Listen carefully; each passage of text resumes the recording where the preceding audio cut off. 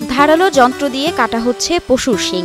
এই হাড় ও শিঙেই বেচা কেনা হচ্ছে লাখ লাখ টাকা। শিংটা আমরা মেশিং করাতে কাটি, কাটার পরে মেশিং মাড়াই করে এটা গুঁড়ো করে সারের ব্যবহার। এটা ফেলে দেওয়া পশুর হাড় ও শিং মেশিনে গুঁড়ো করে তৈরি হচ্ছে বিভিন্ন সামগ্রীর কাঁচামাল, চিরুনি, ক্যাপসুলের কাভার, সার সহ আরো অনেক কিছু। হাড়ের সাথে গরু ও মহিষের শিং থাকে, শিংগুলো চিরুনি তৈরি হয়। এগুলো আবার চূর্ণ করলে বিভিন্ন জৈব সারে ব্যবহার করা হয়, পরে বিভিন্ন কাজে ব্যবহার করে।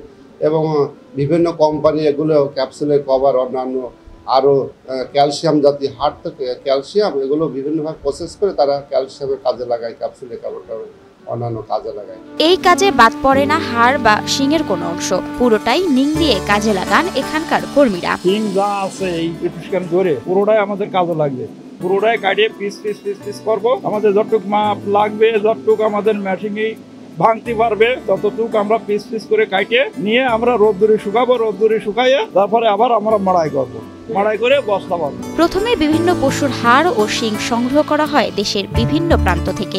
লোকালে কিছু পাওয়া যায়, যশোর, আমাদের মাগুরা, তারপরে খুলনা, এদিকে ঈশ্বরদী, কুষ্টিয়া, আর তাছাড়া আমাদের ঢাকার থেকে কিছু মাল আসে, উত্তরবঙ্গের থেকে আসে। পুরো কারখানায় জড়ো করা হয় হাড় ও শিংয়ের স্তূপ। সেখান থেকে এসব শিং ও হাড় পরিষ্কার করে বাছাই করে নিতে হয়। সাদা ফ্রেশ সাদা ওইগুলো আলাদা বিক্রি করে দেওয়া, যেগুলো পোকা মাল ওইগুলো কাটিয়ে রোদ্দুরে শুকোয়ে মাড়াই করে পাউডার করে হাড় বাসি, তারপরে আবার এই যে শিংখুর ভাঙায় বোন মিল আছে, তাই ওই কাজ করি।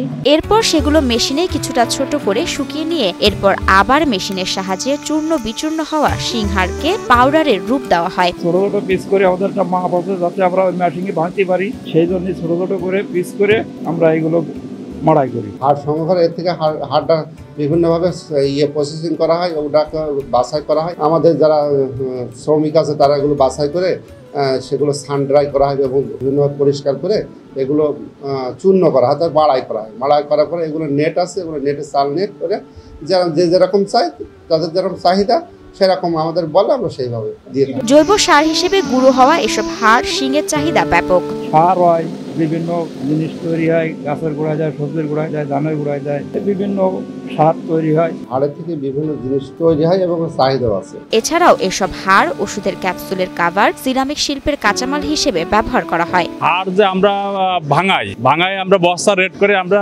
ট্রাকে উঠাই দিই, আমরা শুনেছি ক্যাপসুলের খাপ তৈরি হয়। 2003 সালে 10 লাখ টাকা পুঁজি নিয়ে ফেলে দেওয়া পশুর হাড় ও শিং সংগ্রহ শুরু করেন আব্দুল হাই। পুঁজিও কম ছিল, 5-10 লাখ টাকা দিয়ে কাজ ব্যবসায় নেমেছিলাম, তখন মালের দামও কম ছিল। টানা সপ্তমবারের মতো বেস্ট টিস্যু পেপার ব্র্যান্ড হিসেবে স্বীকৃতি পেয়েছে বসুন্ধরা টিস্যু। শুরুতে এই কাজের প্রসার বেশি না থাকায় কম খরচে এই ব্যবসা চালান আব্দুল হাই। প্রথম দিকে এর দাম কম ছিল, পরে এর সরবরাহ বৃদ্ধির সাথে সাথে বাড়ে এর দামও। পরে মেশিনের সাহায্যে প্রস্তুত করে বিভিন্ন কোম্পানিতে কাঁচামাল হিসেবে বিক্রি করে বছরে লাখ টাকা আয় করেন আব্দুল হাই। শ্রমিক খরচা দিয়ে মোটামুটি 5-6 লাখ টাকা একটা হয়। ব্যবসার শুরুতে আমি দেখলাম যে বিভিন্ন জায়গায় যে গরু মহিষের হাড়গুলো এগুলো ফেলে দেয়, তাও কিন্তু ইতিপূর্বে আমি জানি যে হাড় থেকে অনেক কিছু তৈরি হয়। তখন হাড়ের দাম ছিল না, সব ফেলে দিত, বললে ভাই নিয়ে যান, সমস্যা যা দেবেন। চাহিদা অনুযায়ী দিনে 40 থেকে 50 টন জিনিস উৎপাদন করতে পারেন কারখানার মালিক আব্দুল হাই। বর্তমানে 20 থেকে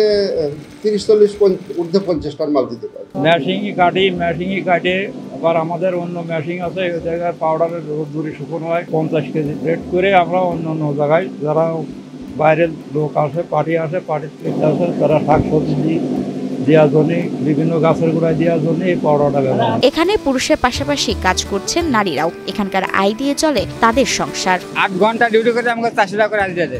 আমাদের আগে দিতে হলো 230 টাকা, এখন আবার বেতন বাড়াইছে, আমাকে 50 টাকা বাড়াইছে বাড়ি। অনেকের ফেলে দেওয়া বর্জ্য থেকে কিছু মানুষ খুঁজে পাচ্ছেন সম্ভাবনার আলো।